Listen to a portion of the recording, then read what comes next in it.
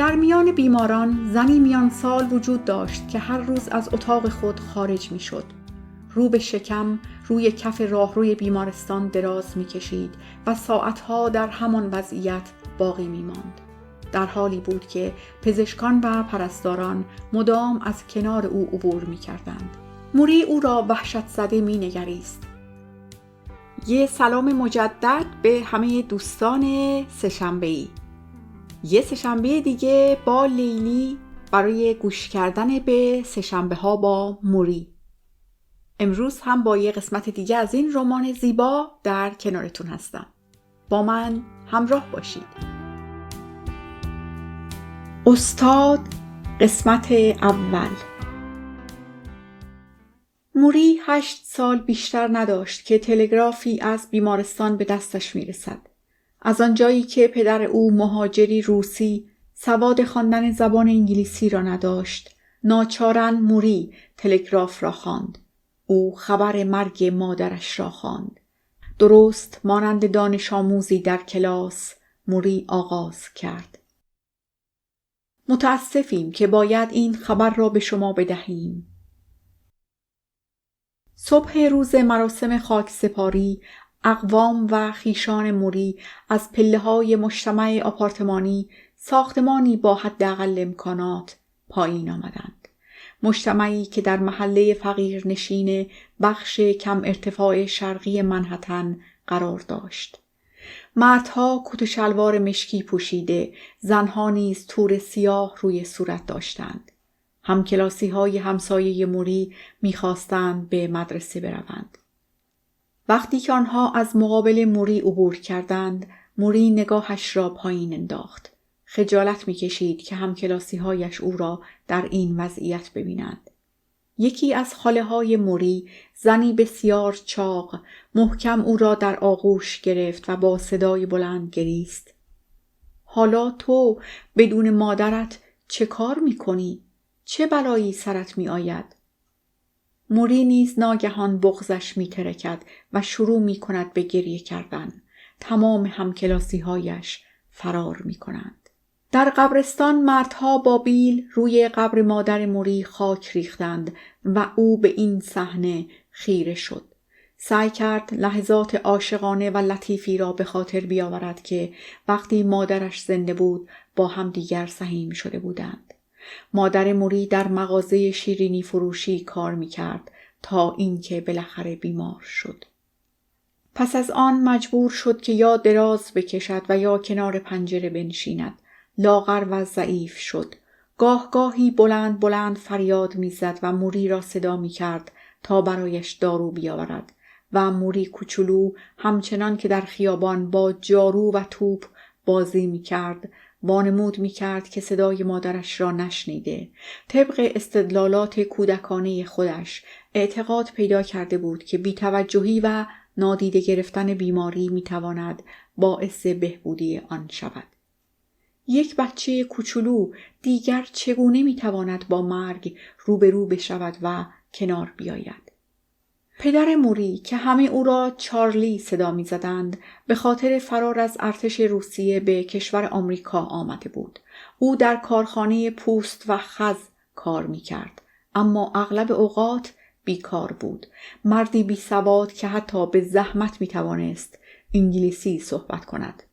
چارلی در شرایط پایین تر از زیر خط فقر زندگی می کرد و گذران زندگی خانواده او بیشتر از طریق کمک‌های مردمی می چرخید. آپارتمان آنها مکانی تنگ و تاریک و اندوهبار بود که پشت مغازه شیرینی فروشی قرار داشت. آنها اسباب و اساسیه تجملاتی نداشتند، اتومبیلی هم نداشتند. بعضی اوقات موری و برادر کوچکترش دیوید برای پول درآوردن پله‌ها و کف ایوان ورودی مجتمع را می‌شستند، فقط برای یک سکه 5 سنتی. پس از مرگ مادر آن دو پسر بچه کوچک، اقوام و خویشاوندان فکر کردند که بهتر است حال و هوای بچه‌ها عوض بشود. به همین خاطر آنها را به هتل کوچکی در جنگل‌های کانتیکات فرستادند، به اتاقی که چندین خانواده به صورت گروهی در آنجا زندگی و از یک آشپزخانه مشترک نیز استفاده می کردند. آنها می خواستند روحیه بچه‌ها عوض بشود. موری و دیوید تا آن لحظه از زندگیشان آنقدر گل و گیاه و درخت ندیده بودند. می دویدند و می دویدند و در مزارع سرسبز بازی می کردند. شبی پس از صرف شام آن دو برای پیاده روی از هتل خارج شدند. به محض اینکه پایشان را از هتل بیرون گذاشتند هوا بارانی شد. اما آن دو پسر بچه به جای اینکه به داخل هتل بازگردند ساعتها روی چمنهای اطراف هتل بالا پایین پریدند و شلپ شلپ راه انداختند. صبح روز بعد وقتی که از خواب بیدار شدند موری از تختش پایین پرید. رو به برادرش گفت: یالا بیدار شو. یالا بیدار شو دیگر.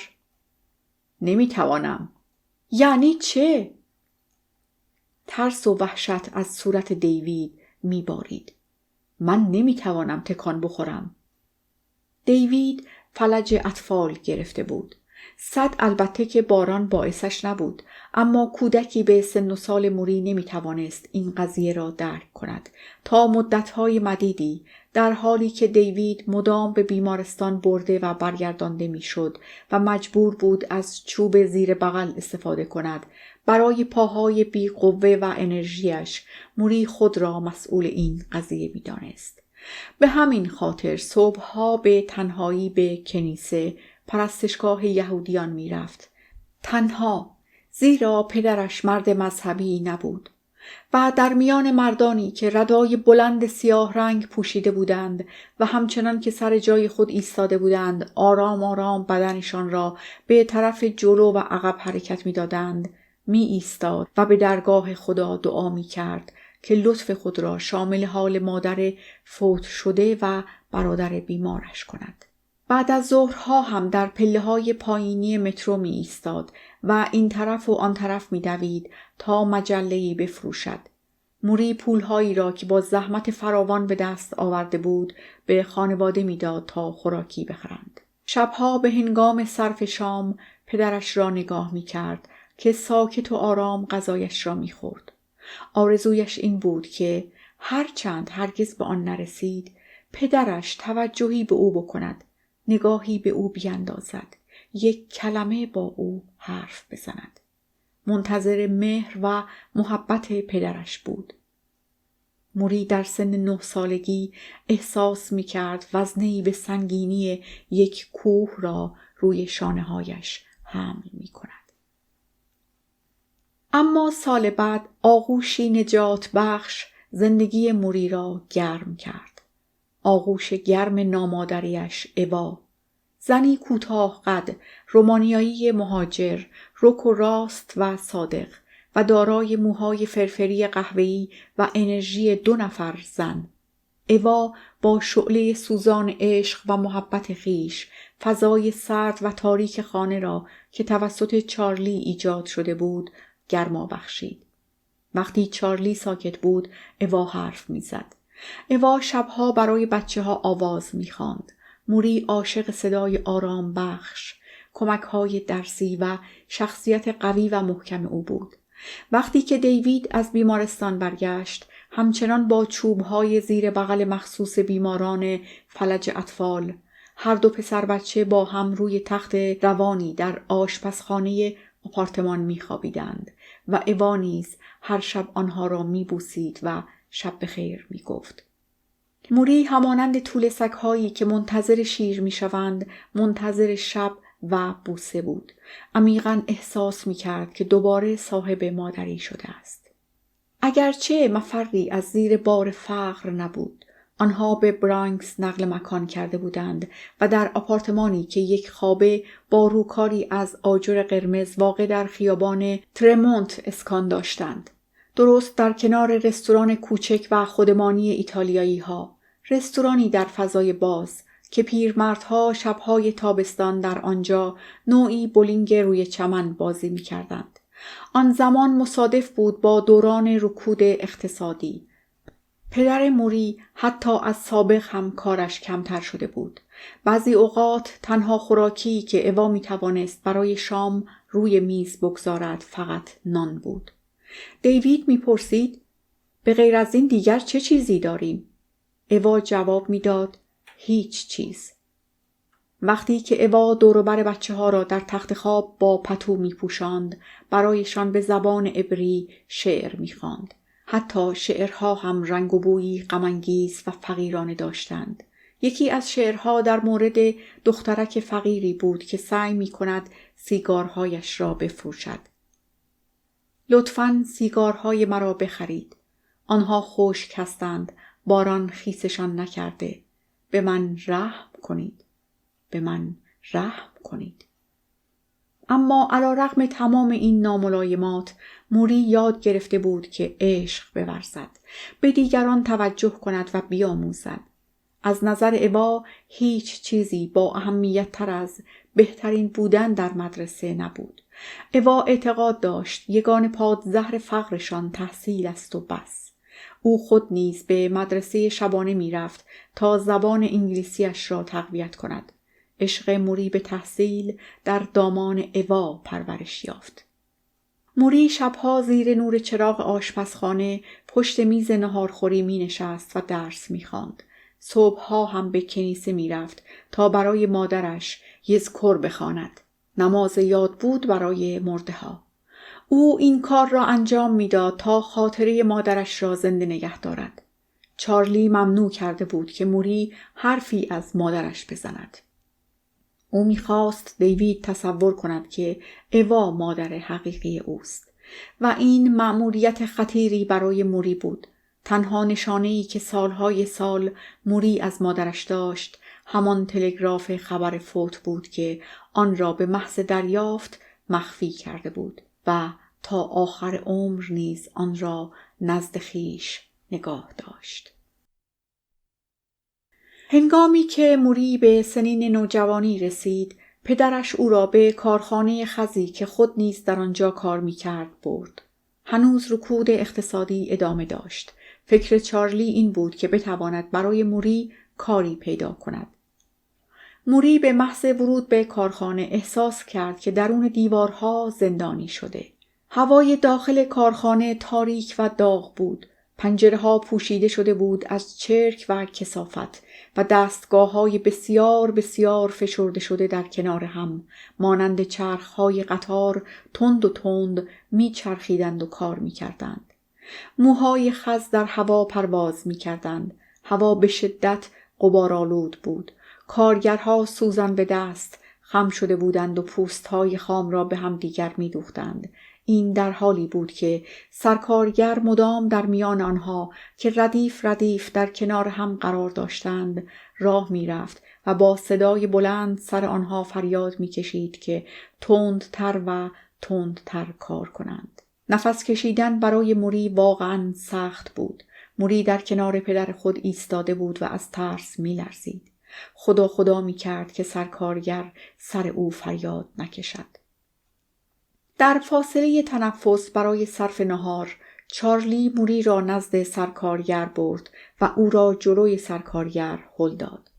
پرسید که آیا کاری هست که پسرش انجام دهد؟ اما برای کارگرهای بزرگسال هم کار نبود، چه برسد به یک بچه. هیچ کس هم که کارش را ول نمی کرد. آن موضوع برای موری حکم یک امداد غیبی را داشت. او از کارخانه متنفر بود و بار دیگر سوگندی یاد کرد که تا آخرین لحظه زندگیش نیز به آن وفادار ماند. هرگز شغلی را انتخاب نکند که به واسطه انجام آن به استثمار دیگری بپردازد و هرگز به خودش این اجازه را ندهد که از عرق جبین دیگران پول در بیاورد. اوا از او پرسید چه کار می‌خواهی بکنی؟ موری پاسخ داد نمی‌دانم. از وکالت سرباز زد، زیرا از وکیل جماعت خوشش نمی آمد. از پزشکی سرباز زد، زیرا نمی توانست خون ببیند. چه کار می خواهی بکنی؟ بهترین استاد زندگی من معلم شد، فقط به این خاطر که برای انتخاب رشته‌های دیگر به مرز ناکامی رسیده بود. معلم روی جاودانگی اثر می‌گذارد. معلم هرگز نمی‌تواند بگوید تأثیراتش در چه نقطه‌ای از حرکت باز می‌ایستد. نقل قولی از هنری آدامز.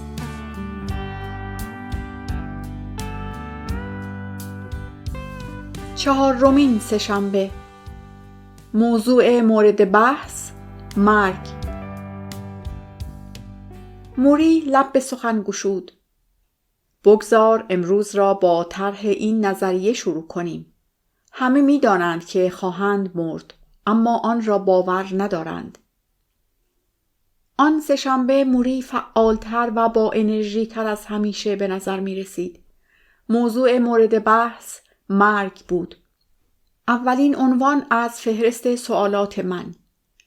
پیش از ورود من، موری با عجله نکاتی را بسیار بدخط روی کاغذهای سفید کوچکی یادداشت کرده بود تا مطلبی را از قلم نیندازد. هیچ بنی بشری قادر نبود دستخط خرچنگ قورباغه موری را بخواند جز خودش. روز کاری تقریباً شروع شده بود. من از میان پنجره‌های دفتر کار موری می توانستم نرده‌های اسفناجی رنگ حیات را ببینم و قیل و قال بچه‌هایی را بشنوم که در آخرین هفته آزادی خودشان پیش از شروع مدارس مشغول بازی در کنار خیابان بودند. چند ساعت پیش در دیترویت روزنامه‌نگارهای اعتصابگر مشغول تدارک خود جهت شرکت در تظاهرات گسترده روز تعطیل بودند تا همبستگی اتحادیه‌ها را علیه مدیریت حاکم به نمایش بگذارند. در هواپیمایی که با آن به سمت موری پرواز می کردم، مطالبی خواندم نظیر زنی شوهر و 2 دختر خیش را در حال خواب با شلیک گلوله به قتل رساند تا به قول خود آنها را از شر آدمبدها مصون بدارد و شهرت روزافزون وکلاهای دادگاه قضایی او جی سیمپسون در شهر کالیفرنیا. و اما هر یک از روزهای زندگی در دفتر کار موری با ارزشی خاص به حیات خود ادامه می‌دادند. ما در کنار همه نشسته بودیم. فقط چند قدم از نوترین اساس خانه فاصله داشتیم. از دستگاه کوچک و قابل حمل اکسیژن که درازای آن تا زانو می رسید. بعضی شبها که موری نمی توانست به قدر کافی هوا به ریه‌هایش برساند، لوله بلند لاستیکی دستگاه اکسیژن که درست شبیه زالو بود را محکم به سوراخ‌های بینیش می چسباند.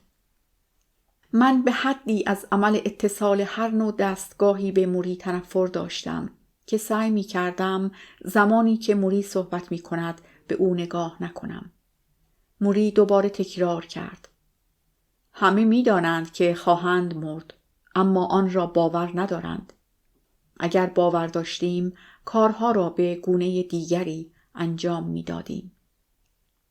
من گفتم پس ما در رابطه با مرگ به خودمان دروغ می گوییم. بله، اما راه بهتری هم وجود دارد. باور کردن مرگت و آماده کردن خودت برای آن در هر لحظه. این بهتر است. روشی که قادر است به حق تو را در طول مدت زندگیت کاملا درگیر زندگی کردن بکند. چگونه می توانی همواره برای مرگ آماده باشی؟ به آنچه که بودیست ها انجام می دهند عمل کن. هر روز پرنده کوچکی را روی شانه‌ات تصور کن که سوال می کند آیا امروز همان روز است؟ آیا آماده‌ام؟ آیا همه آنچه را که انجام می دهم واقعا نیاز دارم که انجام بدهم؟ آیا همان انسانی هستم که می خواهم باشم؟ موری سر خود را به طرف شانه‌اش برگرداند. گویی آن پرنده آنجا قرار داشت. موری سوال کرد آیا امروز روز مرگ من است؟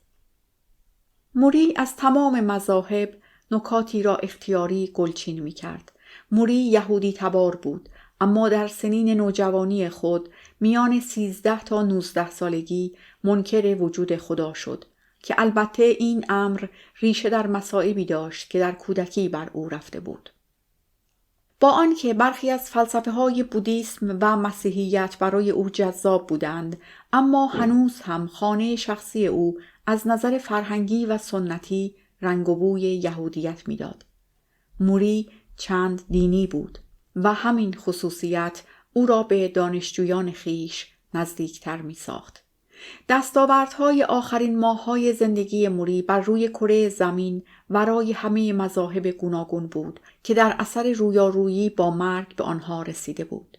موری گفت: میچ، حقیقت این است که اگر چگونه مردن را یاد بگیری، چگونه زیستن را نیز فرا خواهی گرفت. سر خود را به نشانه درک مطلب بالا و پایین بردم. موری بیان کرد: بار دیگر تکرار می کنم، اگر چگونه مردن را یاد بگیری، چگونه زیستن را هم فرا خواهی گرفت. موری لبخند زد. می دانستم که منظورش از این عمل چیست.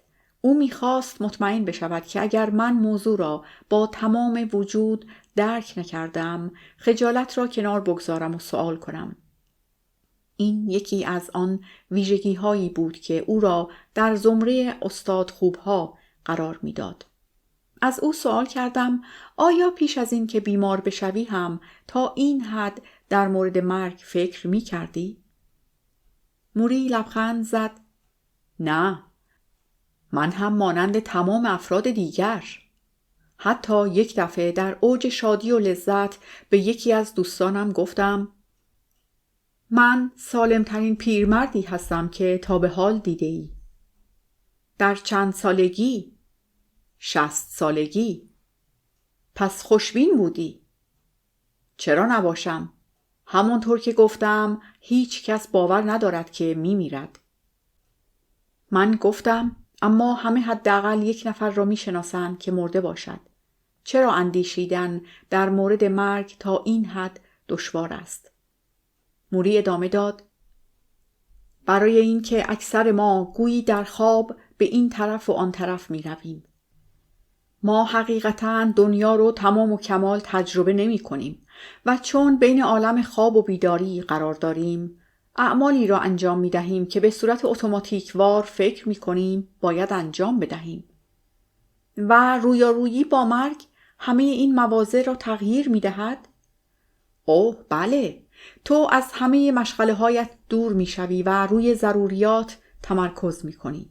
وقتی به این ادراک می رسی که خواهی مرد، به همه مسائل با دید متفاوتی نگاه می کنی. موری آهی اسفبار کشید. چگونه مردن را یاد بگیر تا چگونه زیستن را یاد بگیری. در آن لحظه متوجه شدم که دیگر موری دچار لرزش دست هم شده است. عینک او روی گردنش افتاده بود و وقتی می‌خواست آن را روی چشمانش قرار دهد به طرف شقیقه‌هایش سر می‌خوردند.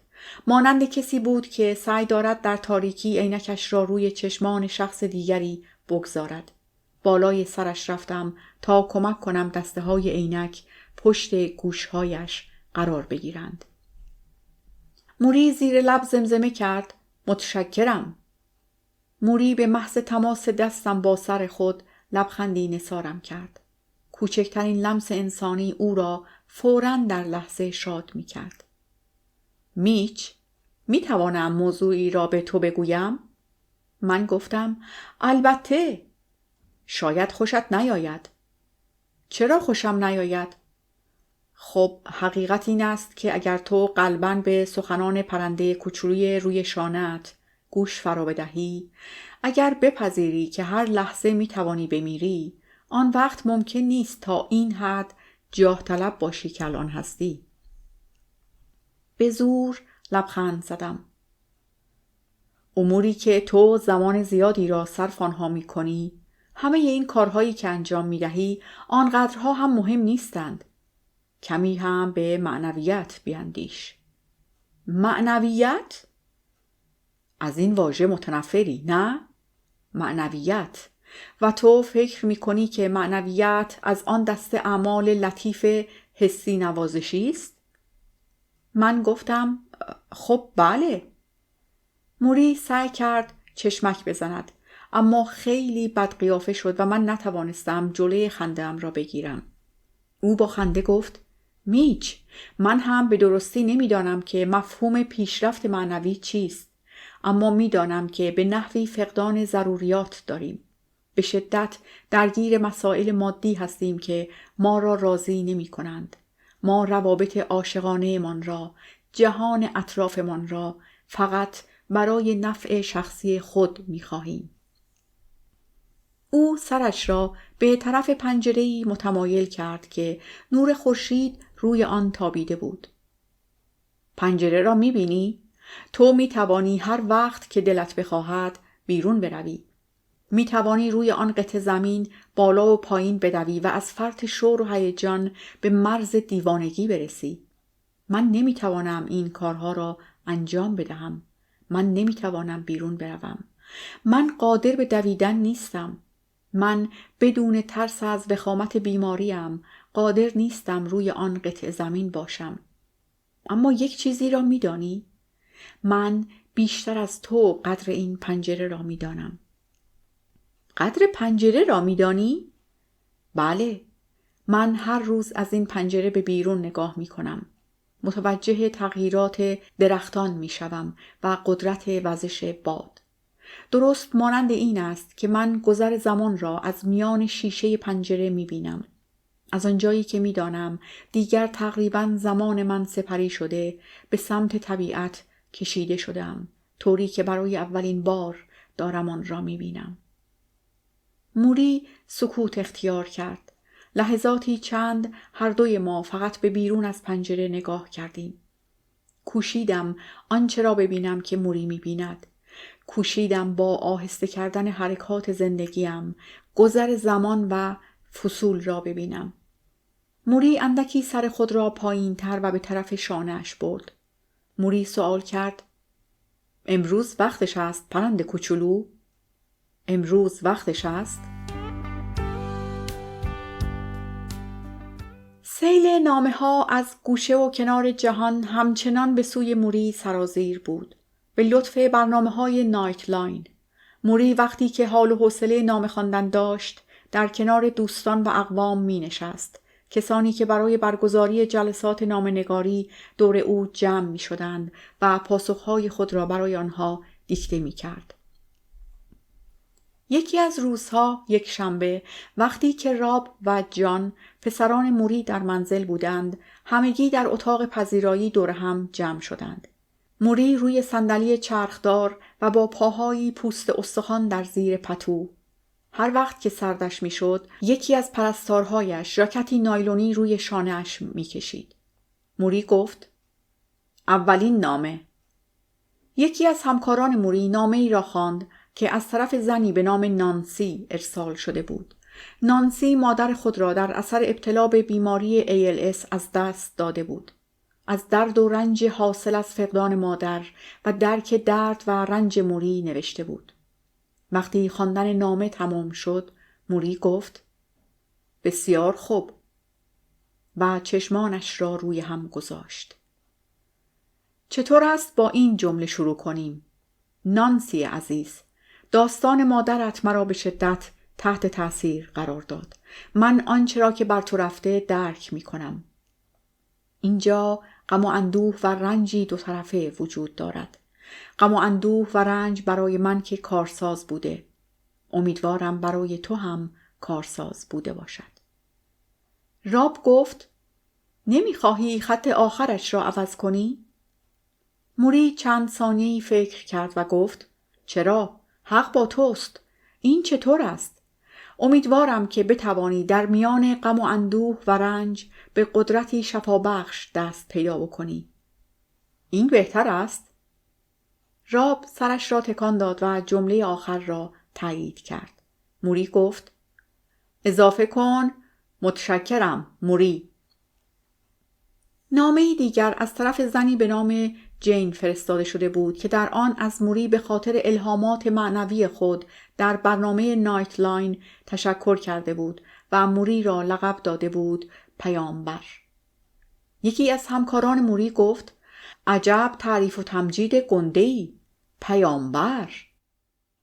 چهره موری حاکی از این بود که از این لقب چندان خوشش نیامده و پرواضح بود که موری به هیچ وجه موافق این قضاوت و نظر در مورد خود نیست.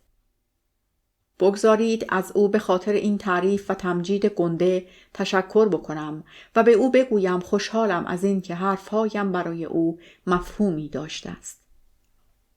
و فراموش نکن اضافه کنی متشکرم موری.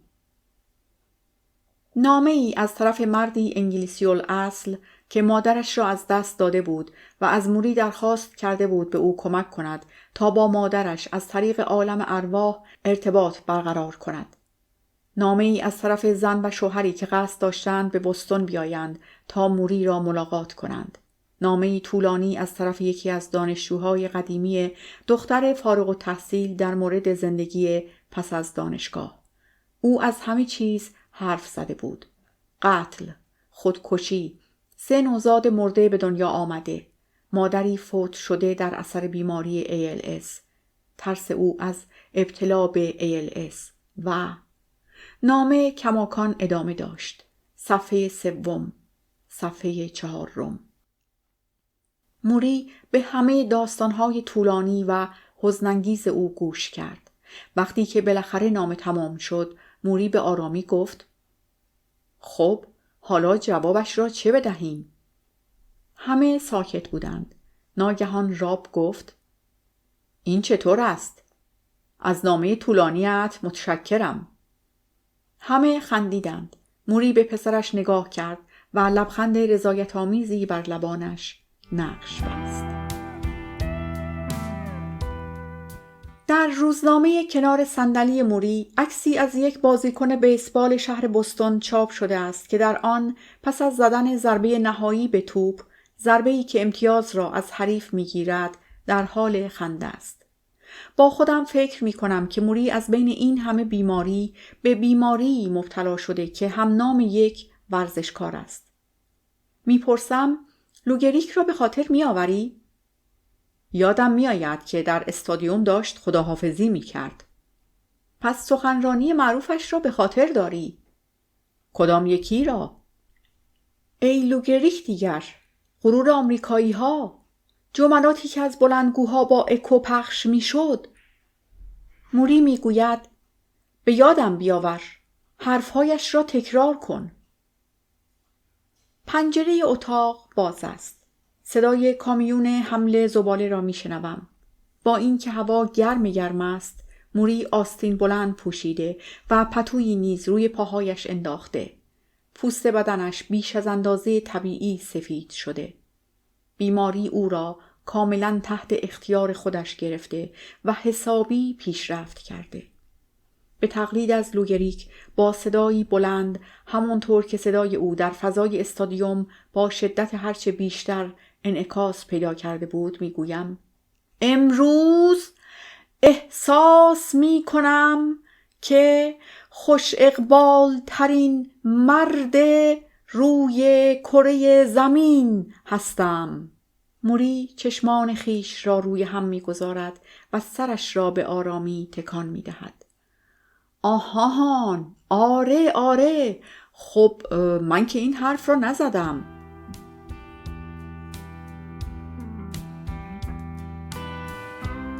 پنجمین سه‌شنبه. موضوع مورد بحث: خانواده. اولین هفته سپتامبر، هفته بازگشت به مدرسه پس از 35 پاییز متوالی. دیگر استاد قدیمی من کلاسی در دانشکده نداشت که منتظر ورود او باشد.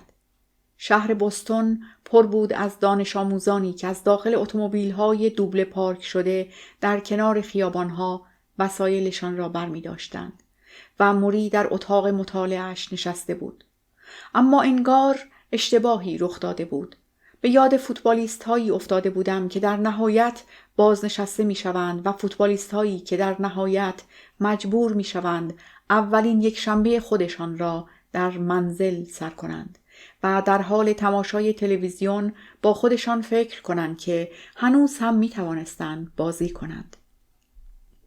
از بس که با چنین افرادی سر و کله زده بودم، می دانستم که بهترین راه برخورد با آنها این است که به حال خود رهایشان کنیم.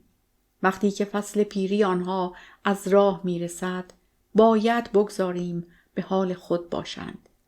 یک کلمه هم حرف نزن. دیگر نیازی نبود من به موری زمان هر لحظه تنگ تر شونده‌اش را گوشزد کنم. دیگر برای ضبط گفتگوهای خود به جای میکروفون دستی از میکروفون‌هایی در اندازه کوچک استفاده می‌کردیم. همان میکروفون‌هایی که گویندگان اخبار تلویزیون از آن استفاده می‌کنند. آخر دیگر موری به زحمت می‌توانست شیئی را به مدت طولانی نگه دارد. میکروفون‌های کوچک به آسانی به یقه پیراهن یا کت می‌چسبند. البته از آنجایی که موری همواره لاغر و لاغرتر می‌شد و در واقع بدنش آب می‌رفت، پیراهن‌های لطیف نخی او نیز همواره برایش گشاد بودند و از بدنش آویزان. به همین خاطر میکروفون کوچک نیز مدام می‌افتاد و من مجبور می‌شدم بالای سر او بروم و میکروفون را دائما تنظیم کنم. به نظر می رسید که موری از این کار لذت می برد، زیرا باعث می شد که من به او نزدیک شوم. چیزی در مایه‌های آغوش و لمس بود. موری بیش از پیش نیازمند عشق، محبت و لمس جسمانی بود. وقتی بالای سر او خم می شدم، نفسهای صدادار و ضعیف و سرفه‌های خفیف او را می شنیدم. او پیش از این که آب دهانش را قورت دهد به آرامی با زبانش دوروبر لبهایش را لیسید و آن را مزه مزه کرد. موری گفت: خب دوست من، امروز در مورد چه چیزی صحبت کنیم؟ خانواده چطور است؟ موری لحظه‌ای با دقت در مورد آن فکر کرد. خانواده؟ خب تو خانواده من را داری می‌بینی. همه آنها دوروبر من هستند. موری به آرامی سرش را به طرف عکس‌هایی که روی قفسه‌های کتابخانه‌اش قرار داشتند برگرداند. از موری کوچولوی در کنار مادر بزرگش و موری جوان به همراه برادرش دیوید گرفته تا موری در کنار همسرش شارلوت و موری به اتفاق دو پسر خود، راب روزنامه‌نگاری در شهر توکیو و جان کارشناس کامپیوتر در شهر بوستون. موری گفت: من فکر می کنم خانواده از همه موضوعاتی که در هفته‌های قبل راجع به آنها صحبت کرده ایم نیز مهمتر باشد. هرچند که آنها هم به نوبه خود مهم هستند، اما خانواده بحث دیگری است. حقیقت امر این است که اگر امروز خانواده وجود نداشته باشد، هیچ بنیانی، هیچ زمین محکم و مطمئنی وجود نخواهد داشت که مردم قادر باشند روی آن بایستند. این مطلب وقتی برای من روشن شد که مریض شدم. اگر تو حمایت، عشق، توجه و نگرانی خانواده‌ات را نداشته باشی، تو ابداً هیچ چیزی نداری. عشق بی نهایت مهم است. همانطوری که شاعر بزرگمان اودن گفته: یا عاشق یکدیگر باشید یا بمیرید. من فوراً آن شعر را یادداشت کردم: یا عاشق یکدیگر باشید یا بمیرید. اودن آن را سروده؟ موری گفت: یا عاشق یکدیگر باشید یا بمیرید. قشنگ است نه؟ و حقیقت محض است. بدون عشق ما پرنده های شکسته بالی.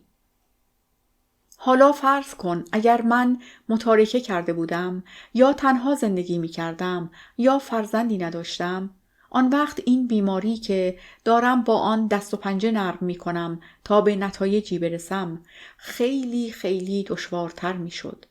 واقعا نمی دانم که آیا می توانستم از عهده‌اش بر بیایم یا نه. البته که مردم، دوستان و همکاران برای دیدار من می آمدند، اما اینها خلأ داشتن کسی را که هرگز از تو جدا نشود پر نمی کرد. کسی که دائم مراقب توست، نگران توست، چشمش به توست و تمام وقت دارد تو را نگاه می کند. این فقط بخشی از اهمیت خانواده است. نه فقط عشق، بلکه این که تو به بقیه این احساس را منتقل کنی و به آنها اجازه بدهی که بدانند کسی وجود دارد که نگاهش به آنهاست. همان چیزی که من با مرگ مادرم از دست دادم. من به این مبحث می گویم امنیت معنوی، امنیت جان و روح، و این که تو بدانی خانواده‌ای داری که هر لحظه مراقب و نگران توست. هیچ چیز دیگری جای خانواده و اثرات آن را نمی گیرد. نه پول، نه شهرت. در اینجا موری نگاهش را به طرف من متمایل کرد و گفت: نه کار. بچه دار شدن یکی از مباحث فهرست من بود. مسئله‌ای که دلت می‌خواهد قبل از این که دیر بشود ترتیبش را بدهی. من با موری در مورد معضل نسل خودم صحبت کردم. معضل ترس از بچه دار شدن، این که چگونه ما بچه ها را همچون پدیده هایی دست و پاگیر و مخل آسایش و آزادی خود می نگریم و این که آنها ما را به والدهایی تبدیل می کنند که اصلاً نمی خواستیم باشیم. البته من خودم نیز تا حدی بعضی از این احساسات را قبول داشتم. لحظه‌ای به موری نگاه کردم. در شگفت آمدم که اگر من جای او بودم، رو به موت، نه خانواده‌ای داشتم و نه هیچ فرزندی، آیا می توانستم این خلأ را تحمل کنم؟ او 2 پسر داشت که می توانست به آنها عشق بورزد، به آنها توجه کند. آنها هم مانند موری با ابراز احساساتی همچون عشق و محبت هیچ مشکلی نداشتند. شرم نمی کردند. اگر موری واقعا درخواست کرده بود، آنها کارشان را رها می کردند و نزد پدرشان می آمدند تا لحظات ماه‌های آخر عمر او را در کنارش باشند. اما این آن چیزی نبود که موری دلش می خواست. موری به فرزندان خیش گفته بود: زندگیتان را ادامه بدهید، وگرنه این بیماری به جای 1 نفر هر 3 نفر ما را می کشد. به این ترتیب موری حتی در حال مرگ نیز برای فرزندان خود احترام قائل بود. شگفت‌انگیز نیست این را بگویم که وقتی راب و جان نزد پدر می نشستند، آبشار احساسات، محبت، عشق، توجه، بوسه، شادی، تفریح و شوخی سرازیر می شد. پسرها کنار تخت پدر زانو می زدند و دست او را در دست خود نگه می داشتند. موری به قاب عکس پسر بزرگتر خیش نگاهی کرد و گفت: هر وقت که مردم از من سوال می کنند بچه دار بشویم یا نه، هرگز به آنها نمی گویم که چه کار بکنند. فقط می گویم هیچ تجربه‌ای مثل تجربه بچه دار شدن نیست. بچه جایگزینی هم ندارد. تجربه است منحصر به فرد که به هیچ وجه همپای دوست و رفیق بازی و روابط عاشق و معشوقی نیست. اگر می‌خواهی تمام و کمال مسئول انسان دیگر باشی، اگر می‌خواهی یاد بگیری که چگونه عشق بورزی و پیوند عاطفی قوی داشته باشی، پس لازم است که بچه دار شوی. من پرسیدم: با توجه به این وضعیت باز هم بچه دار می شدی؟ باز هم بر همین عقیده ای؟ نگاه هم روی عکسی افتاد که در آن راب داشت پیشانی پدرش را می بوسید و موری هم با چشمان بسته داشت می خندید. موری حیرت زده نگاهی به من انداخت و گفت: بچه دار می شدم؟ میچ، من به هیچ وجه حاضر نیستم این تجربه را از دست بدهم. او آب دهانش را قورت داد، عکس را روی پاهایش گذاشت و گفت: حتی اگر بهای سنگین و دردناکی هم بابت آن بپردازیم. به خاطر اینکه آنها را ترک خواهی کرد. به خاطر اینکه آنها را خیلی زود ترک خواهم کرد. موری لبهایش را روی هم گذاشت و چشمهایش را بست و من متوجه اولین قطره اشکی شدم که روی گونه‌اش می‌غلتید. موری زیر لب گفت: و حالا نوبت توست که حرف بزنی میچ. من؟ بله. از خانواده‌ات بگو. پدر و مادرت را که میشناسم. با آنها سالها پیش در مراسم فارغ التحصیلی آشنا شدم. یک خواهر هم داری، درست است؟ من گفتم بله.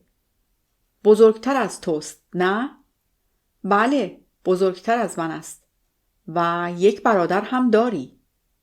با حرکت سر حرفش را تایید کردم. کوچکتر از توست؟ بله، کوچکتر از من است.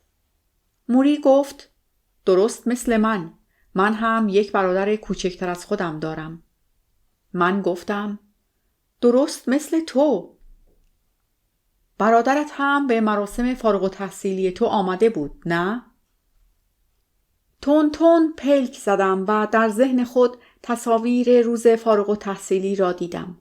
16 سال پیش، آفتاب سوزان، رداهای بلند و گشاد آبی رنگ، عکس‌های دست جمعی با دوربینی که فوراً عکس را ظاهر می‌کرد.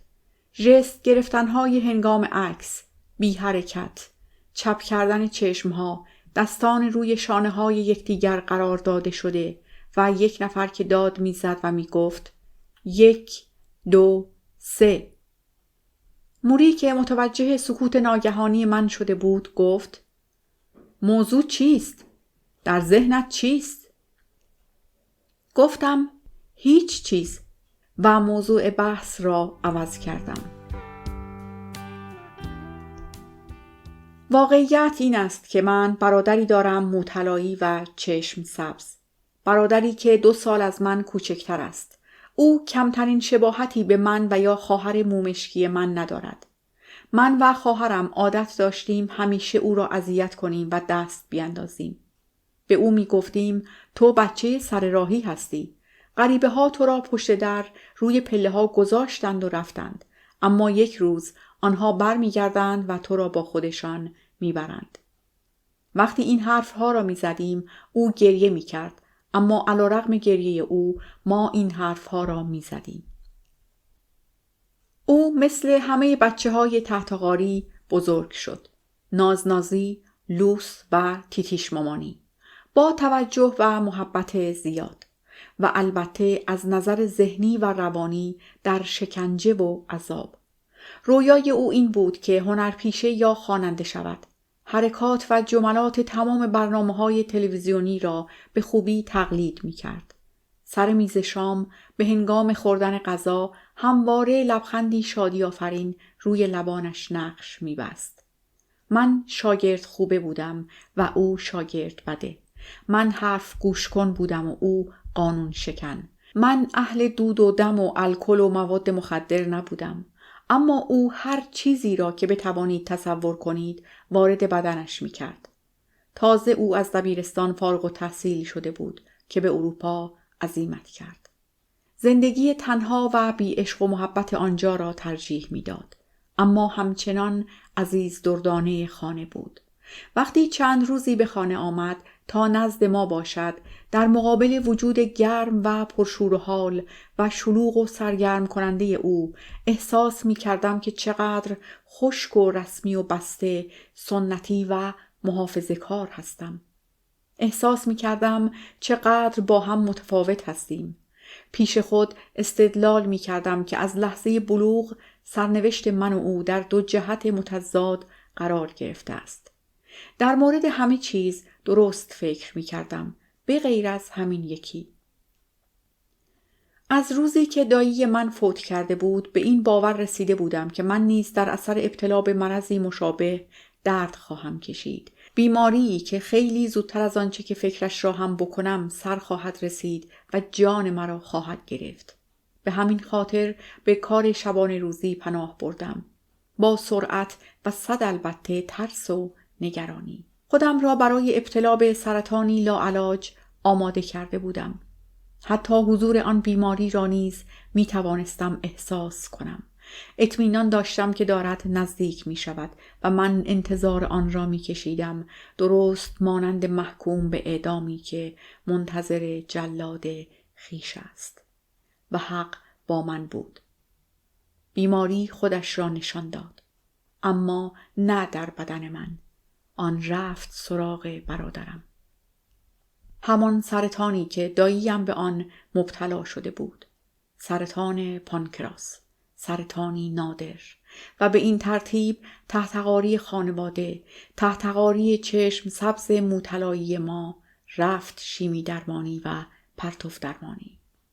موهای طلایی‌اش ریختند، صورتش لاغر شد، درست مثل اسکلت. با خودم فکر می کردم من قرار بود به این بیماری مبتلا شوم. من باید سرطان می گرفتم. اما برادرم نه من بود و نه دایی من. او یک جنگجو بود. از همان بچگیش هم مبارزه می کرد. از همان زمانهایی که در زیر زمین با هم دیگر کشتی می گرفتیم و او به حدی محکم پای من را از روی کفشم گاز می گرفت که بالاخره فریاد زنان مجبور می شدم او را رها کنم که برود. و به این ترتیب او مبارزه و مقاومت کرد. او در کشور اسپانیا محل سکونتش با بیماری به مبارزه برخاست، با کمک داروهای تجربی آزمایشگاهی که هنوز صحت اثر آنها اثبات نشده بود. دارویی که نه تنها آن زمان بلکه اکنون نیز در آمریکا پیدا نمی شود. او برای درمان بیماری خیش به همه نقاط اروپا سفر کرد. پس از گذشت 5 سال داروها اثر خود را بخشیدند و سرطان را به سمت بهبودی راندند. این خبر خوبی بود و اما خبر بد. این که برادرم به هیچ وجه دلش نمیخواست من، نه تنها من، بلکه هیچ یک از اعضای خانواده را ببیند. هر چقدر تلاش کردیم که با او ارتباط برقرار کنیم و او را ملاقات کنیم، ما را به عقب پس زد و اصرار ورزید که او باید به تنهایی بیماریش را بهبود بخشد. ماه‌ها پشت سر هم می‌گذشتند بدون اینکه حتی یک کلمه از او خبری دریافت کنم. مدام روی پیغامگیر تلفنیش برایش پیغام می‌گذاشتم، اما پیغام‌هایم کماکان بی جواب می‌ماندند.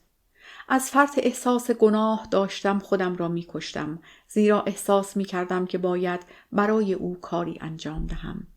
و ناخودآگاه با احساس خشم و عصبانیت نسبت به برادرم و رفتار او، یعنی نفی کردن ما، احساس گناهم را تقویت می کردم. و به این ترتیب بود که بار دیگر سفت و سخت‌تر به کارم چسبیدم. شیرجه زدم وسط کار کردم، زیرا فقط به هنگام کار بود که می توانستم احساسم را کنترل کنم. کار کردم زیرا کار تنها گریز منطقی و تنها واکنش معقول بود. هر بار که به آپارتمان برادرم در اسپانیا تلفن می کردم و صدای پیغامگیر تلفنی او را می شنیدم، دیگر به زبان اسپانیایی صحبت می کرد و این نشانه دیگری بود از این که تا چه حد روابط عاطفی و عاشقانه ما تیره و تار شده بود.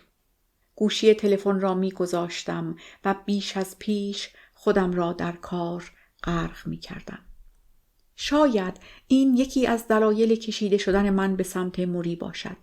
موری به من اجازه می داد در موقعیتی قرار بگیرم که برادرم اجازه نمی داد. در نقطه ارتباطی. وقتی به گذشته برمی گردم احساس می کنم که شاید موری همه چیز را از ابتدا می دانسته. دوران کودکی، زمستان، تپه‌ای پوشیده از برف در حومه نزدیک شهرمان. من و برادرم سوار بر سورتمه هستیم. او در قسمت بالایی، من در قسمت پایینی. چانه او روی شانه‌ام و پاهایش پشت زانوهایم. سورتمه زیر بدنهای ما روی باریکراهای یخی همچنان سر می‌خورد. وقتی از شیب تپه پایین می رویم، سرعت آن بیشتر می شود. صدای فریاد یک نفر به گوش می رسد. اتومبیلی را می بینیم که از سمت چپ جاده دارد نزدیک می شود. جیغ می کشیم و سعی می کنیم که سورتمه را به طرف دیگری هدایت کنیم، اما تسمه های سورتمه کار نمی کنند. راننده به شدت دارد بوق می زند. او محکم ترمز می گیرد. ما هم همان کاری را انجام می دهیم که اینطور مواقع همه بچه ها انجام می دهند. خودمان را از سورتمه پرت می کنیم بیرون. با آن کاپشن‌های کلاهدارمان درست مانند کنده‌های درختی شده ایم که دارند به طرف پایین قل می‌خورند، روی برف‌های سرد و نمناک. با خودمان فکر می‌کنیم تنها شیئی که تا لحظه دیگر ما را لمس خواهد کرد، لاستیک سفت و سخت چرخ‌های اتومبیل خواهد بود. فریاد می‌کشیم: آه! ما به شدت وحشت کرده ایم. همچنان قل می‌خوریم. دنیا مدام در حال چرخش است. وارونه طبیعی، وارونه طبیعی. و سپس دیگر هیچ. قل خوردنمان تمام می شود و بعد از آن همه فعالیت سخت بالاخره به طور طبیعی نفس می کشیم و برفهای نمدار را از روی صورتهایمان پاک می کنیم. راننده اتومبیل در جاده دور می‌زند و انگشتش را با عصبانیت برای ما تکان می‌دهد. ما صحیح و سالم هستیم. سورتمه ما آرام و بی صدا وارد تلی از برف می‌شود و حالا دوستای ما روی سر و کولمان ریختند، دارند ما را کتک می‌زنند و می‌گویند خیلی خوب شد و اینکه ممکن بود بمیرید. من به روی برادرم لبخند میزنم. غرور کودکانه هر دوی ما را به یکدیگر پیوند داده است. با خودمان میاندیشیم آنقدرها هم سخت نبود. حاضریم یک بار دیگر هم با مرگ مبارزه کنیم.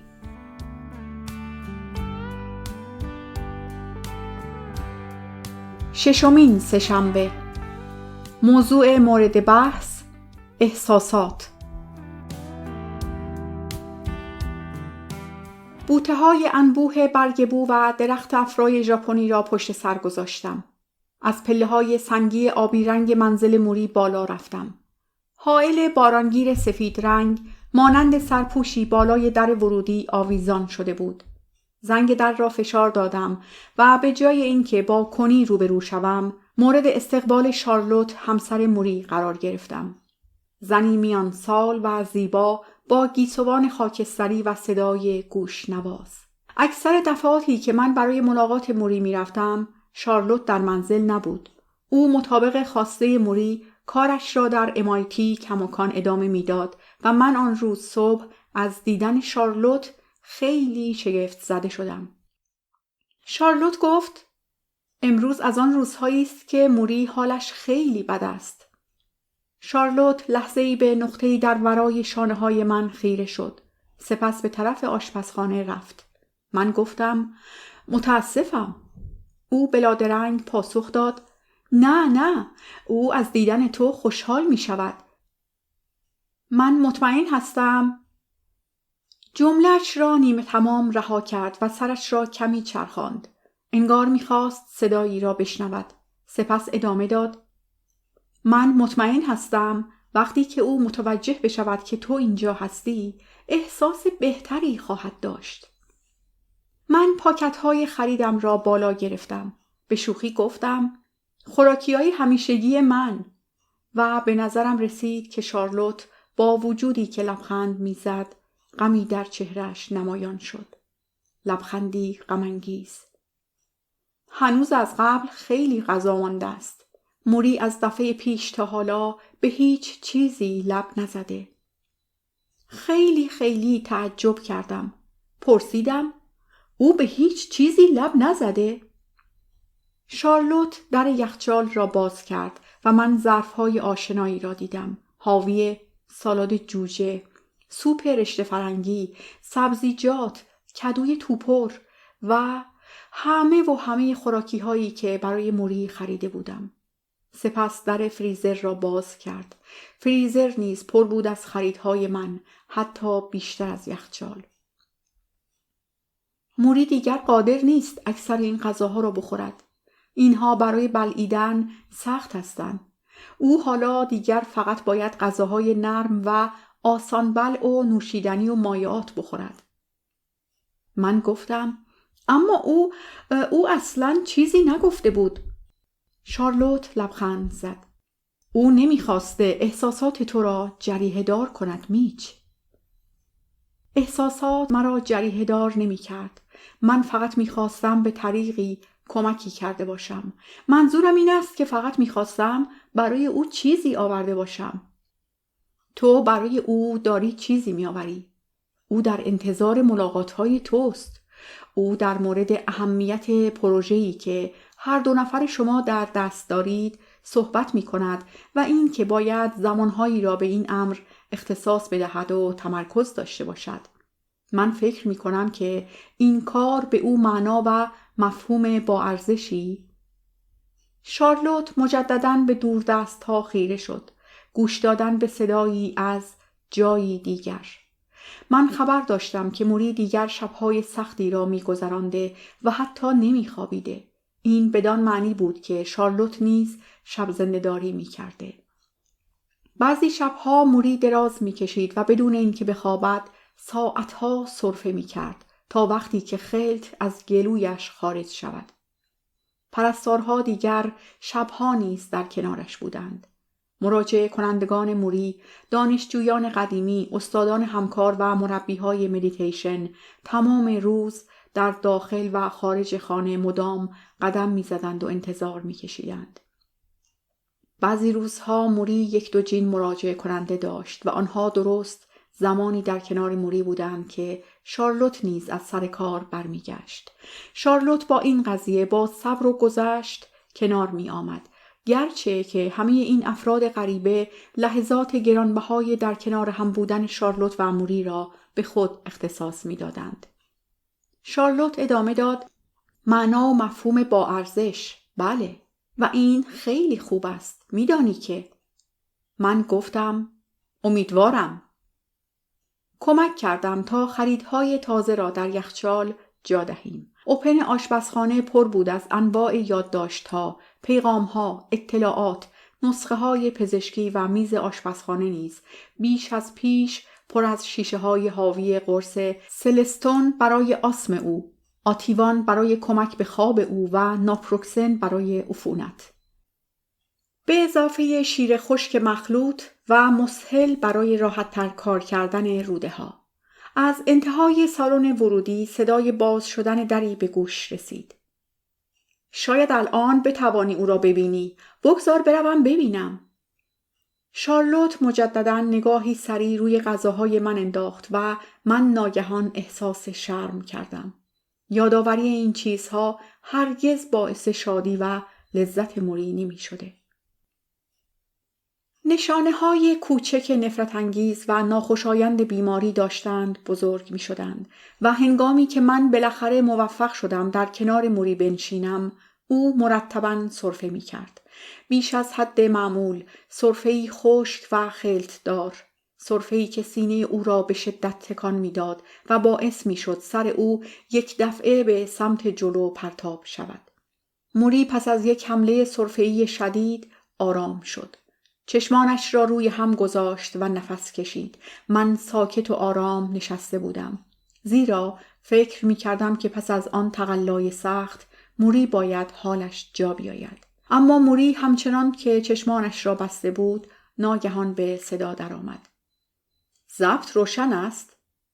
من در حالی که به سرعت دکمه پلی و رکورد ضبط را با هم فشار می دادم بلافاصله گفتم: بله بله. و موری همچنان با چشمان بسته ادامه داد: این کاری که همکنون دارم انجام می دهم رهاسازی خود از تجاربم است. رهاسازی خودت؟ بله، رهاسازی خودم. و این مهم است، نه فقط برای کسی که مثل من رو به موت است، بلکه برای یک نفر مثل تو که کاملا سالم و سلامت است. یاد بگیر رها کنی. موری چشمان خود را باز کرد و بازدمش را بیرون فرستاد. میدانی بودیست ها چه میگویند؟ به هیچ چیزی چنگ نزن، زیرا که همه چیز ناپایدار و موقتی است. من گفتم: اما یک لحظه صبر کن موری. مگر تو همیشه در مورد تجربه کردن زندگی حرف نمیزنی؟ همه احساسات خوب، همه احساسات بد. بله. خب اگر که خودمان را از تجارب رها کنیم، چگونه میتوانیم زندگی را تمام و کمال تجربه کنیم؟ آه، تو داری فکر میکنی میچ. اما رها شدن و انفصال به این معنی نیست که تو اجازه ندهی تجربه در تو نفوذ کند. برعکس، تو اجازه می‌دهی که تجربه تمام و کمال در تو نفوذ کند. این رمز رهاسازی و ترک آن تجربه است. من گیج شده بودم. متوجه نمی شدم. یک حس را در نظر بگیر. عشق نسبت به یک زن، غم از دست دادن یک عشق، یا همین چیزی که من الان دارم با آن دست و پنجه نرم می کنم. ترس از بیماری لاعلاج و درد آن. اگر تو حسهایت را خفه کنی و آنها را کاملا احساس نکنی. اگر تو به خودت اجازه ندهی که تا آخر با آنها بروی، تا ته حسهایت، تو هرگز قادر نخواهی شد به مرحله رهاسازی و انفصال و جدایی برسی. تو خیلی خیلی درگیر احساس ترس شده ای. تو از درد می ترسی. تو از غم و غصه می ترسی. تو از آسیبی که عشق و عاشقی ممکن است پدید بیاورد می ترسی. فقط در یک صورت تو می توانی حسهایت را تمام و کمال تجربه کنی. این که خودت را پرت کنی وسط آنها. این که به خودت این اجازه را بدهی تا داخل آنها شیرجه بزنی، طوری که حتی سرت هم زیر آنها فرو برود. در این صورت تو معنی درد را درک می کنی، معنی عشق را، غم را. و فقط آن لحظه است که می توانی بگویی آهان، خیلی خوب، من این احساس را تجربه کردم، معنی این حس را درک کردم. حالا برای لحظه ای باید از این حس جدا شوم. موری کلامش را قطع و با دقت من را نگاه کرد. شاید می‌خواست مطمئن شود که من موضوع را درک کردم یا نه. او گفت: من می‌دانم که تو فکر می‌کنی این موضوع فقط در مورد مرگ صدق می‌کند، اما این هم دقیقاً مثل همان مبحثی است که من همواره برای تو تکرار می‌کنم. اگر چگونه مردن را یاد بگیری، چگونه زیستن را نیز فرا خواهی گرفت. موری از لحظات دهشتناک خود سخن راند. لحظاتی که احساس می‌کرده سینه‌اش در محاصره شدید سرفه‌ها محبوس شده و نمی‌دانسته نفس بعدی او از کجا خواهد آمد. لحظاتی خوفناک و مهیب. موری گفت که اولین احساسات او ترس، وحشت و تشویش بوده است. اما به محض اینکه آنها را حس می‌کرده، به محض اینکه آنها را درک می‌کرده، تمام و کمال با تمام جزئیات و زیر و بمشان، ترس و لرز او را ترک می‌کرده و گرما وجودش را در بر می‌گرفته. و در آن لحظه موری قادر به گفتن این جمله می‌شده: آهان، خیلی خوب، پس ترس یعنی این. حالا از آن فاصله بگیر و دور شو. من به این موضوع فکر کردم که در زندگی روزمره چقدر رهاسازی مورد نیاز است. به اوقاتی که احساس تنهایی می کنیم، حتی تا مرز گریه هم پیش می رویم. اما اجازه نمی دهیم اشک‌هایمان سرازیر شوند، زیرا اجازه نداریم گریه کنیم. گریه کار درستی نیست. یا به لحظاتی که از شدت اشتیاق ابراز عشق به معشوق خود در حال گر گرفتن هستیم، اما حتی یک کلمه هم در مورد آن حرفی نمیزنیم، زیرا از شدت ترس و لرز منجمد شده ایم که اگر در آن مورد حرفی بزنیم تکلیف رابطه من چه خواهد شد. اما راه حل پیشنهادی موری کاملا متفاوت بود. شیر آب را باز کن. خودت را با احساس شستشو بده. احساس هیچ آسیبی به تو نمیرساند. احساس فقط به تو کمک میکند. اگر ترس را کاملا در درون خودت جا دهی، اگر آن را مثل یک لباس قدیمی روی دوش خودت بیاندازی، آن وقت میتوانی به خودت بگویی: آهان، خیلی خوب، این فقط حس ترس است. من نباید اجازه بدهم که ترس مرا کنترل کند. آن را نگاه می کنم تا بفهمم به چه دلیلی به وجود آمده است. مثلا همان مورد تنهایی را در نظر بگیر. تو خودت را کاملا رها می کنی. اجازه می دهی اشکهایت سرازیر شوند. آن را تمام و کمال احساس می کنی و نهایتاً موفق می شوی بگویی آهان، خیلی خوب. این لحظه من بود با تنهایی. من از احساس کردن تنهایی نمی ترسم. اما اکنون می خواهم به خودم اجازه بدهم که تنهایی را کنار بگذارم. می دانم که احساسات دیگری نیز در دنیا وجود دارند و من می خواهم آنها را هم تمام و کمال تجربه کنم. موری دوباره تکرار کرد. رها شو.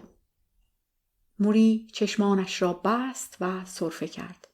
سپس باز هم سرفه کرد و باز هم و این بار با صدایی بلندتر. به حدی شدید سرفه می کرد که نزدیک بود خفه شود. ظاهراً خلطهای متراکم در ششها داشتند سر به سر موری می گذاشتند تا نیمه راه بالا می پریدند. سپس دوباره پایین می افتادند و نفس او را می دزدیدند. موری دستمالی را درون دهانش فرو برد و با صدای بلند به شدت سرفه کرد. سرفه هایی مقطع و بریده بریده و خشک. او دستهایش را در مقابل خود تکان می داد. موری با چشمان بسته و آن دستانی که مرتب حرکت می کردند مانند افرادی به نظر می رسد که تسخیر ارواح خبیث شدند و من قطرات عرق را روی پیشانی خود احساس می کردم. با عکس‌العملی کاملا غریزی او را به طرف جلو هل دادم و با دست به پشت شانه‌هایش ضرباتی را فرود آوردم. موری دستمالی را درون دهانش فرو برد و خلطهای متراکم و فشرده را از گلوی خود خارج کرد.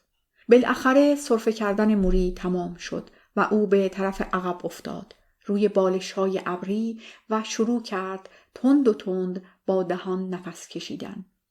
من در حالی که سعی داشتم ترسم را پنهان کنم گفتم حالت خوب است؟ رو به راهی؟ موری در حالی که انگشت لرزان خود را بلند می کرد زیر لب گفت من خوبم، فقط یک لحظه صبر کن.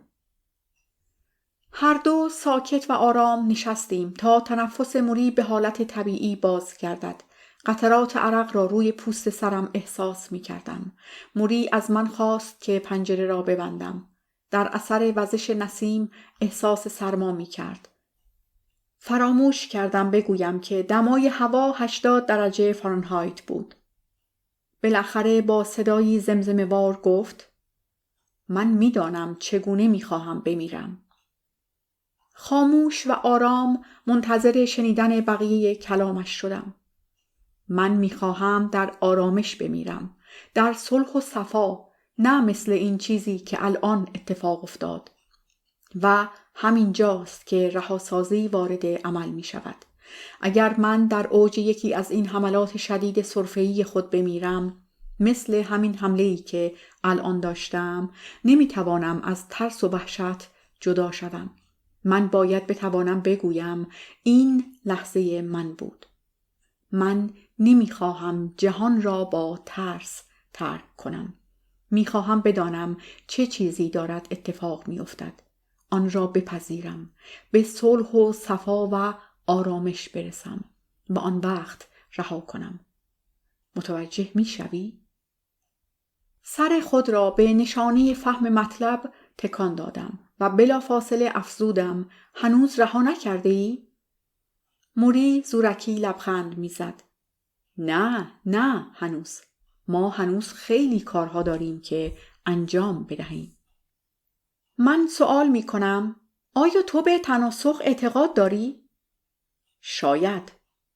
و در این صورت تو به چه شکلی باز خواهی گشت؟ اگر حق انتخاب داشته باشم در هیئت یک غزال. غزال؟ بله.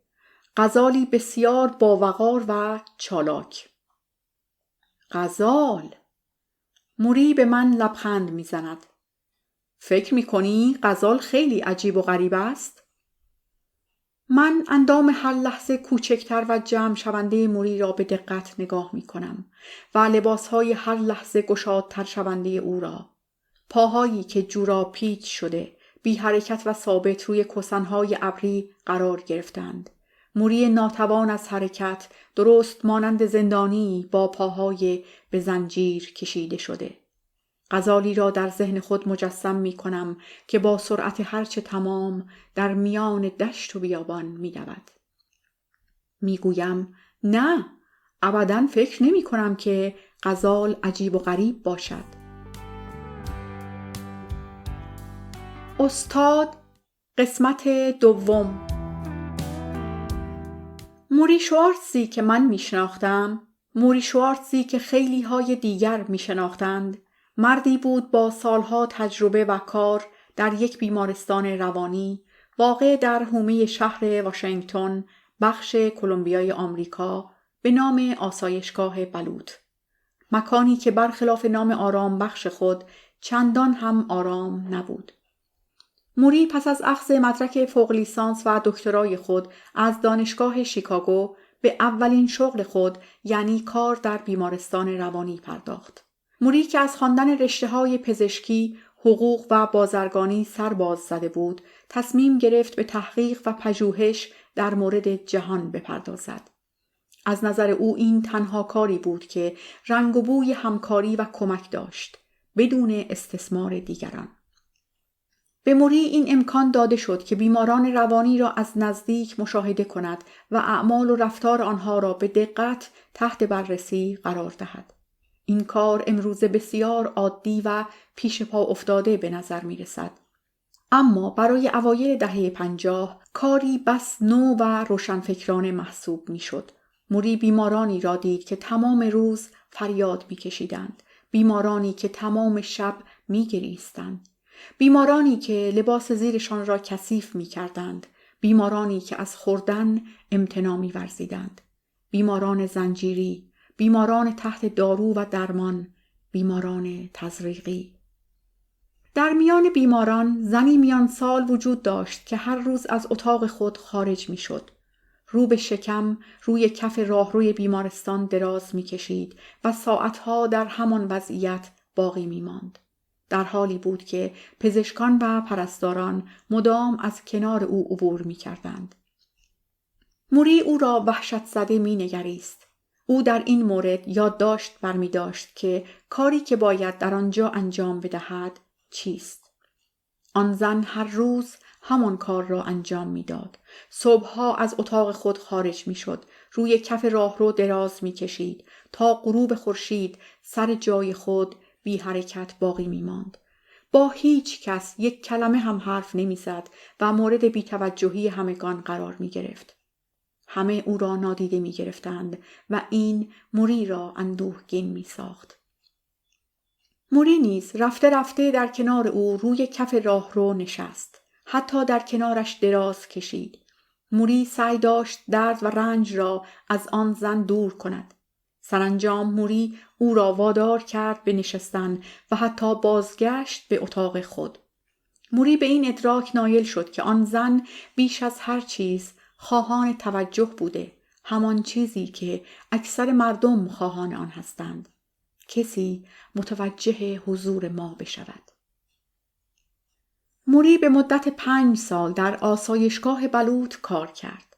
با وجود همه ناملایمات، نه تشویقی، نه حمایتی، او با برخی از بیماران ارتباط دوستانه برقرار کرد. از جمله زنی که همیشه با موری شوخی می‌کرد و می‌گفت: من بسیار خوشبخت و خوششانس بودم که به این آسایشگاه منتقل شدم. چرا که شوهرم بسیار ثروتمند است و استطاعت مالی این کار را دارد. تصورش را بکن اگر من مجبور بودم در یکی از آن بیمارستان‌های روانی درجه 3 زندگی کنم. چه می‌شد؟ و زن دیگری که او عادت داشت روی صورت همه تف بیاندازد، خیلی به موری علاقه داشت و او را دوست خود می‌نامید. آن دو هر روز با یکدیگر صحبت می‌کردند و حداقل کادر بیمارستان به این علت که بالاخره کسی قادر شده با او ارتباط برقرار کند و حرفش را بفهمد تشویق شدند. اما روزی آن زن از بیمارستان فرار کرد. از موری درخواست شد که در بازگرداندن آن زن همکاری کند. بالاخره زن را در حالی غافلگیر کردند که در فروشگاهی در نزدیکی‌های بیمارستان پنهان شده بود. وقتی موری وارد فروشگاه شد، زن نگاهی غضبناک به او انداخت و با حالتی عصبی فریاد زد: پس تو هم یکی از همانها هستی؟ یکی از کیها؟ زندانبانهای من.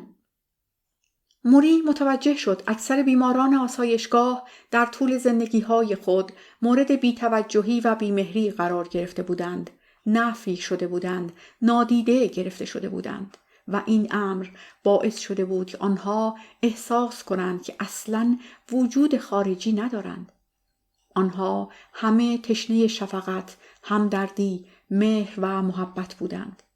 خصوصیاتی که در وجود کادر بیمارستان ته می‌کشید. اکثر بیماران آسایشگاه از خانواده‌های ثروتمند بودند، اما پول نتوانسته بود خوشبختی، شادی و رضایت آنها را بخرد و این درسی بود که موری هرگز فراموش نکرد. من همیشه عادت داشتم سر به سر موری بگذارم و به او بگویم که او دهه 60 است. او نیز در پاسخ به من می گفت که دهه 60 در مقایسه با دوره‌ای که همکنون در آن زندگی می کنیم آنقدرها هم بد نبوده. موری دقیقاً پیش از شروع دهه 60 میلادی به براندیز آمد. پس از این که کار خود را در حوزه سلامت روان ذهنی به پایان رسانده بود. در عرض فقط چند سال دانشگاه تبدیل شد به بستری داغ برای انقلاب فرهنگی. مواد مخدر، روابط جنسی، رقابت، موج اعتراض علیه جنگ ویتنام. ابی هافمن، جری رابین و آنجلا دیویس نیز به براندیز پیوستند. خیلی از افراطیون اصلاح طلب یا همان رادیکال ها دانشجوی موری بودند. دانشکده جامعه شناسی در عوض تدریس و آموزش درگیر مسائلی اینچنینی شده بود. البته این تنها گوشه‌ای از علت گرفتاری‌های دانشکده بود. از دیگر جنبش‌های داغ و فعال آن دوره می‌توان به اعتراضات ضد جنگ اشاره کرد.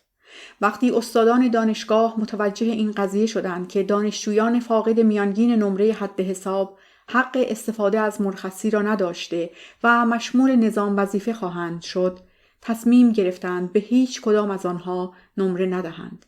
اما پس از ابراز نظر رئیس دانشگاه مبنی بر این که اگر شما به این دانشجوها نمره ندهید، آنها از همه واحدها محروم خواهند شد، موری راه حلی را پیشنهاد کرد.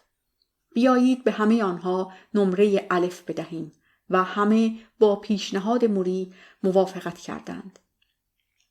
همزمان با آغاز فعالیت دانشگاه در دهه 60 دپارتمان جامعه شناسی نیز به مسئولیت موری شروع به کار کرد. شلوار جین و کفش صندل شده بود لباس کار اعضای دپارتمان و روح افزا، فرهنگیز و پرشور و نشاط ساختن کلاس ها نیز طرز تفکر جدید آنها.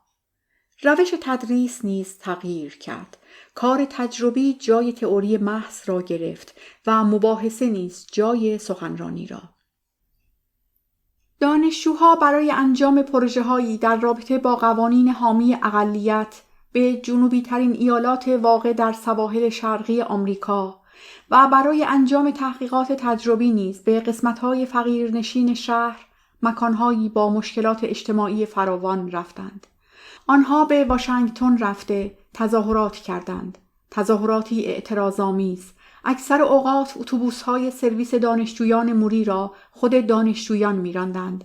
در یکی از این سفرها موری خوشنود و آرام نگاهی پرمحبت به زنانی افکند که دامن‌هایی بلند و گشاد و سینه‌ریزهای عشق به گردن داشتند.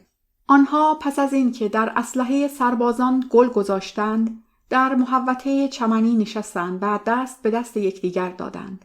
آنها سعی داشتند از طریق تمرکز ذهنی و نه قدرت جسمانی ساختمان پنتاگون را از جا بلند کنند. موری سالها پس از آن واقعه به خاطر می آورد.